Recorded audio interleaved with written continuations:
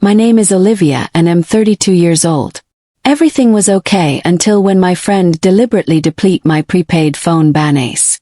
My story will surprise on how my childhood enemy paid my student loans.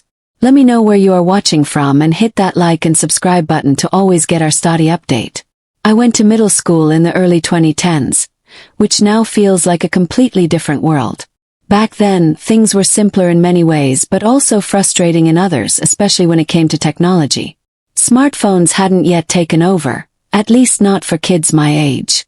Most of us were just starting to experiment with phones, computers, and the internet, and honestly we were clumsy about it. I got my very first phone right before starting 6th grade. It wasn't anything close to the sleek smartphones kids have now. No touchscreen, no social media apps, no games that could distract me for hours. It was a small slide phone, the kind that made a little clicking noise every time you slid it open to reveal the keypad. At the time I thought it was the coolest thing ever. Looking back, it was barely more useful than a calculator with an antenna. The plan on the phone was pay as you go. That meant every single thing I did with it had a price attached. If I made a call, it cost me 10 cents per minute. If I sent a text message, it cost me 10 cents. If someone texted me, I had to pay 10 cents just to receive it. The worst part, though, was the cost of photos. Sending or receiving a single photo cost me 25 cents. To a kid whose parents only gave him $100 for the whole year of phone credit, this was outrageous. My parents explained the rules clearly. Here's $100 for your phone. If you run out, that's it. You'll have to use your birthday money or Christmas money to top it up. I remember nodding seriously, feeling the weight of responsibility. Back then, $100 felt like a mountain of money, but with how fast calls and texts added up, it could disappear in no time. Luckily, most of my friends were cool about it. They knew my situation, and they tried to help me save my balance. For example, if they wanted to call me, I would let the phone ring once and hang up. Then I'd call them back using my house landline so it wouldn't cost me anything. We also used Skype and email a lot because those were free. Looking back now, I realize how much effort we put into working around technology's limits. Kids today will never understand what it meant to type messages on a number pad or ration out texts like they were gold coins. For the first year or so, everything was fine. I managed my balance carefully, my friends respected the rules, and I felt proud that I could be responsible. But everything changed when Derek came into the picture. Derek joined our friend group in 7th grade. First he seemed funny. He was always cracking jokes, sometimes a little too loudly, but we thought he had a good sense of humor. For a while he was entertaining to have around. But slowly we started realizing that there was something off about him. He wasn't just joking around, he was stirring drama. He liked to pit people against each other, whispering one thing to one person and then something different to another. He always wanted to be the center of attention, and if he wasn't, he would create some kind of problem so people had to focus on him. He was manipulative in a way that we didn't fully understand at the time. And whenever someone called him out on his behavior, he flipped the script and acted like he was the victim. Adults, especially parents, seemed to fall for his act. He had this way of charming them, talking politely and pretending to be such a nice kid. So if we ever complained about him, it just looked like we were being mean. Getting rid of him wasn't easy. Derek was also the one friend who completely ignored my phone situation. While everyone else respected that my texts and calls cost money, Derek would constantly send me random text messages. Most of them weren't even important. They were dumb memes or jokes, usually with pictures attached. I told him several times, "Hey, can you not send me pictures? They cost me money. Just email them or send them on Skype." But he never listened. Or maybe he did listen and just didn't care. One day things reached a breaking point. Derek got mad at me over something small. I don't even remember what it was. Maybe I didn't laugh at one of his jokes or I didn't sit next to him at lunch. Whatever it was, he decided to punish me in the most immature way possible. He started spamming my phone with picture messages. Meme after meme, mostly those old lolcats with captions like, "I can has cheeseburger?" At first, I thought he would stop after a few, but he didn't. He kept sending them. My phone buzzed non-stop in my pocket all day at school. By the time it was over, I had received more than 100 picture texts. At 25 cents each, that wiped out $40 of my phone balance. I remember sitting on my bed that night, staring at the phone in disbelief. My balance was gone, completely drained, all because of Derek's petty revenge. I was furious. To me, $40 was an enormous amount of money. That was nearly half my yearly budget, gone in a single day. The worst part was knowing he did it on purpose. The next day, I confronted him. "You owe me $40, I said flatly. He laughed. "What are you talking about? You spammed me with pictures. That cost me money. $40. You need to pay me back." Derek shrugged, smirking like it was no big deal. "That's not my problem. You should get a better phone plan." "It's not about the plan. It's about what you did," I snapped. "You did this on purpose and it cost me money. That's stealing." "Stealing? Please," he said with exaggerated innocence. "It's not my fault your parents gave you a crappy plan."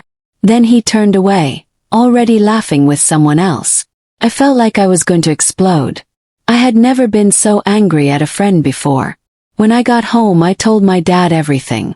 I expected him to be as outraged as I was, maybe even to call Derek's mom and demand the money back. I imagined my dad storming over to their house and giving them a piece of his mind. But my dad just sighed and said, "It's not worth the battle." I couldn't believe it. Not worth it. He cost me $40. He should pay me back. "Look," my dad said calmly, "I understand you're upset. And you're right, what he did was wrong. But sometimes in life, not every fight is worth having. You could drag his parents into it, you could even take it to small claims court, but in the end, the effort isn't worth $40. You'll waste more time and energy than you'll ever get back." I didn't want to hear that. To me, $40 was a fortune. I argued. "But it's the principle. If I just let him get away with it, he'll think it's okay." My dad shook his head. "Trust me. He's already shown you who he is. You don't need a court case to prove it. Just stay away from him." Even though I was still angry, I couldn't argue with him forever. The next day he took me to the carrier store. He loaded $50 onto my phone, and while we were there, he insisted that they block Derek's number. At first, the employee said that wasn't possible on a pay-as-you-go plan. But my dad refused to back down. He stood at the counter, arms crossed, calmly but firmly insisting until the employee finally found a way to do it. That summer, though, everything changed. My parents upgraded to iPhones and got a family plan. For the first time, I had unlimited texting. That summer, though, everything changed. My parents upgraded to iPhones and got a family plan. For the first time, I had unlimited texting. I no longer had to count every message or worry about photos draining my balance. It was a relief, but I still held a grudge. Deep down, I never forgave Derek for stealing that $40 from me out of pure malice. Not long after, Derek's true colors finally caught up with him. Toward the end of 7th grade, our whole group had a huge falling out with him. He had pushed one person too far, lied to another, and caused so much drama that we all agreed enough was enough. We permanently kicked him out of the group. The following year in 8th grade, Derek was basically an outcast. Nobody wanted to deal with him anymore. The things he had done caught up with him, and his manipulations stopped working. By the time high school started, he was gone. He switched schools, and we never heard from him again. At the time, I thought that was the end of the story. Derek was out of my life, and I could move on. But years later, life threw me a twist I could never have predicted. Years passed, and middle school drama faded into the background of my life. Looking back, I sometimes laughed at how enormous those problems had seemed at the time. Losing $40 to Derek's petty prank had felt like the end of the world back then, but as I went through high school, college, and the beginning of adulthood, my perspective shifted. Still, I never forgot it. That bitterness lingered somewhere deep down, like a splinter you can't quite pull out. It wasn't just about the money. It was about the disrespect, the maliciousness, the way he laughed in my face when I asked him to pay me back. That memory stayed locked in my head, even years later. After college, I moved back home for a few months while preparing to start a new job on the other side of the country. It was a weird transitional time. Too old to feel like a kid but not fully independent yet. I spent a lot of weekends hanging out with family, helping my parents around the house, and exploring the little things I hadn't appreciated while I was away. One Saturday morning I decided to check out some garage sales around the neighborhood. I didn't have any particular reason, just curiosity really. I've always liked the idea of finding hidden treasures among people's unwanted stuff. Most of the time it's just old clothes, kitchen gadgets, or boxes of VHS tapes nobody wants anymore. But sometimes you stumble on something interesting. I remember driving slowly through the streets, stopping whenever I saw the telltale signs stuck to poles. Yard sale today. Or garage sale. Everything must go. I didn't expect much, but I figured it was a good way to spend the morning. And then, out of nowhere, I found myself parked in front of a house I recognized instantly. My stomach dropped when I realized whose house it was. Derek's. I froze for a second behind the wheel, debating whether I should even pull over. Part of me wanted to avoid the place altogether. I hadn't thought about Derek in years, and suddenly being confronted with his house brought back a flood of memories. Mostly bad ones. But another part of me was curious. What were the chances? A garage sale at Derek's house. Curiosity won. I parked, got out, and walked up the driveway. There were tables set up with all kinds of items. Dishes, books, old decorations, random knickknacks. Standing behind one of the tables was a woman I recognized immediately, even though it had been years. Derek's mom. She looked the same, just a little older. I doubted she would recognize me. Back in middle school, I was a skinny kid with short hair and glasses. Now I was taller, had a beard, and wore different glasses. I figured even if she looked closely, she wouldn't connect me to the kid who used to hang out with her son. I tried to act casual, scanning the tables like any other customer. That's when I noticed a pack of paper napkins with little Pokémon designs printed on them. They looked old, maybe from some birthday party supply set. I picked them up, turning them over in my hands. That's when Derek's mom spoke. "Oh, my son used to be obsessed with Pokémon," she said with a little laugh. "I swear my house was full of that stuff for years. I'm glad to finally clear some of it out." My heart jumped. Immediately, a thought formed in my head. Wait. Could it still be here? I had known back in middle school how obsessed Derek was with Pokémon. He had bragged constantly about his collection. Every mainline Pokémon game in perfect condition, all the original boxes. He had binders of cards, figures, and all sorts of merchandise. I remembered visiting his house once and seeing the collection with my own eyes. He hadn't even let me touch anything. He screamed when I reached for one of the game boxes. To him, that collection was his crown jewel. And now his mom was talking about it like it was just clutter she wanted gone. Trying to sound casual, I said, "My younger cousin's really into Pokémon. Do you happen to have any more of his old stuff?" She tilted her head. "Really? People are still into that?" He nodded. "Oh yeah, still huge. He'd love it if I could find something." She thought for a moment, then said, "You know, I think there are a few boxes in the attic with more of his things. I wasn't going to bring them down, but if you're interested." My heart was pounding now, but I kept my face neutral. "Sure, if it's not too much trouble." "Not at all," she said, and motioned for me to follow her inside. I can't even describe how strange it felt stepping into Derek's house after all these years. I never imagined I'd set foot inside again. The last time I'd been there I was a kid, standing awkwardly while Derek yelled at me for touching his games. Now I was an adult, walking calmly behind his mom as though I belonged there. She pulled down the attic ladder and pointed upward. "They should be in some of the boxes up there. You can bring them down." I climbed up carefully, my hands shaking with excitement. I moved aside boxes of Christmas decorations and old household junk, and then I spotted them. Several large cardboard boxes labeled in Derek's messy handwriting. I dragged them down one by one. The first box I opened was just random stuff. Ornaments, wrapping paper, dusty old decorations. I felt a flicker of disappointment. But then we opened the second box, and my breath caught in my throat. Inside were stacks of Pokémon video games. Game Boy, Game Boy Advance, Nintendo DS, all in their original boxes, pristine condition. My heart was racing, but I forced myself to stay calm, pretending like I wasn't freaking out inside. His mom didn't seem to realize what she was holding. "Oh, he held on to all of this for years," she said, shaking her head. "I told him to throw it out so many times. I didn't think any of it was worth anything. If she only knew." I nodded politely. "Yeah, my cousin would probably love these." But it didn't stop there. Box after box revealed more treasures. Nintendo consoles. Hundreds of games neatly stacked. 24 binders full of Pokémon cards, their spines worn from years of flipping through them. A box filled with Lego sets, many of them Star Wars themed, still in their original boxes.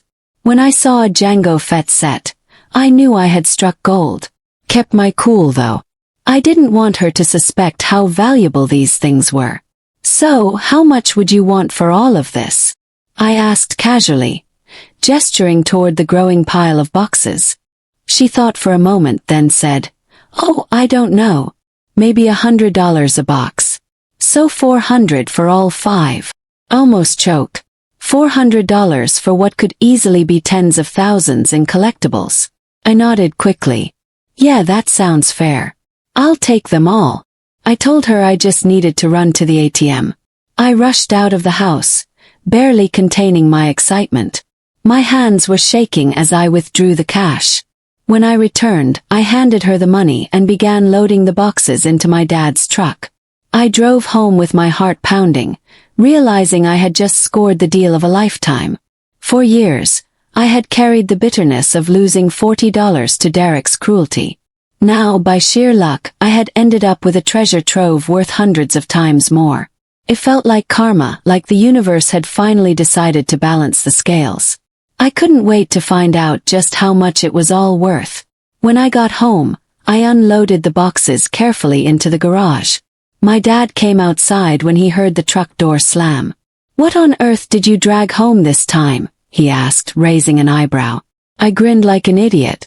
"Dad, you're not going to believe this." He peered into one of the boxes, pulling out a Pokémon card binder. He flipped it open and let out a low whistle. "Wow, this looks serious." "Serious is an understatement," I said, barely able to contain myself. "This is Derek's old collection. You remember Derek, right?" Dad chuckled.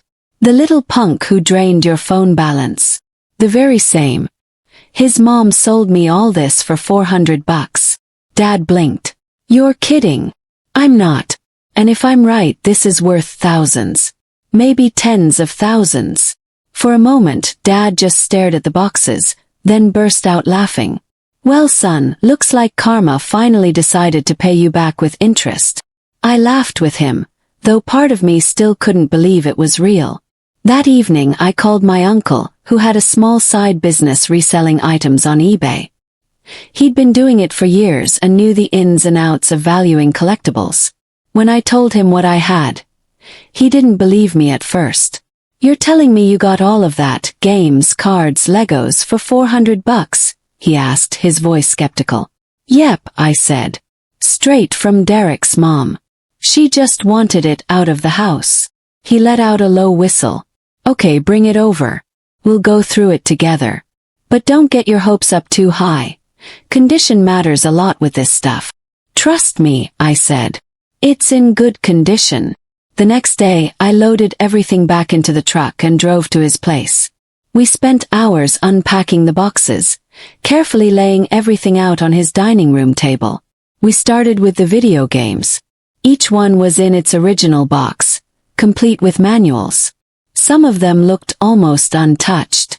My uncle pulled up recent eBay listings on his laptop, comparing prices. "This one alone could fetch $200, he said, holding up a boxed copy of Pokémon Emerald. "And this one? Easily $300. We moved on to the binders of Pokémon cards. I remembered Derek bragging about having rare holographic cards, and sure enough, there they were.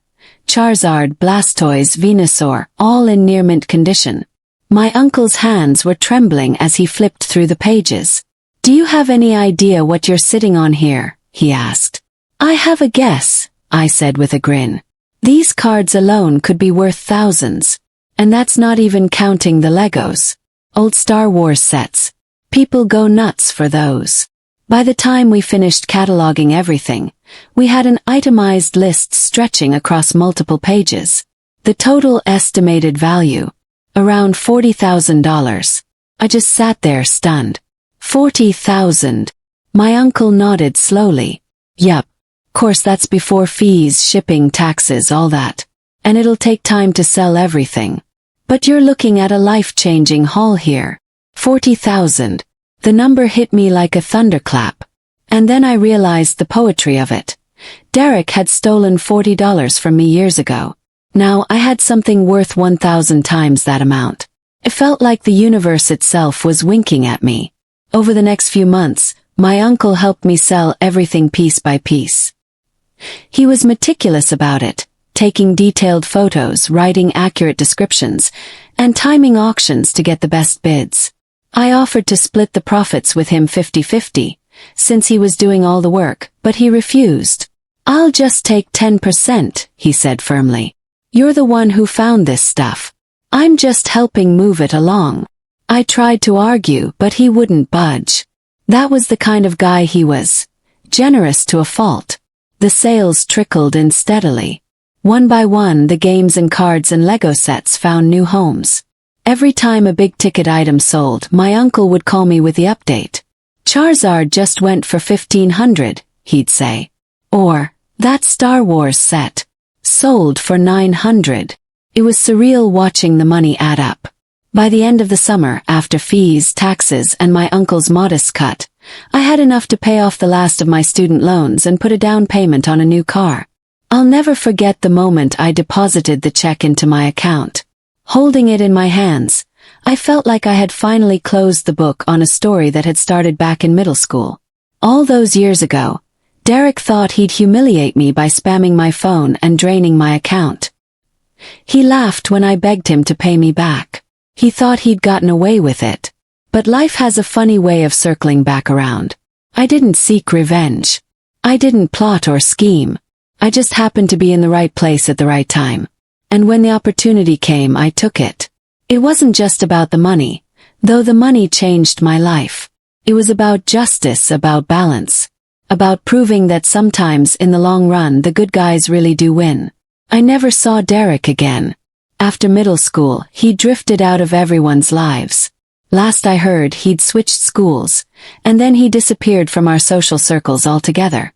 For all I know, he might still be out there somewhere, maybe even wondering what happened to his precious collection. But that's not my problem anymore. What matters is that I walked away from the whole thing stronger, wiser, and with one hell of a story to tell. And every time I think about it, I can't help but smile at the math. $40 lost. 40,000 gained. 1,000-fold return. Karma in its purest form.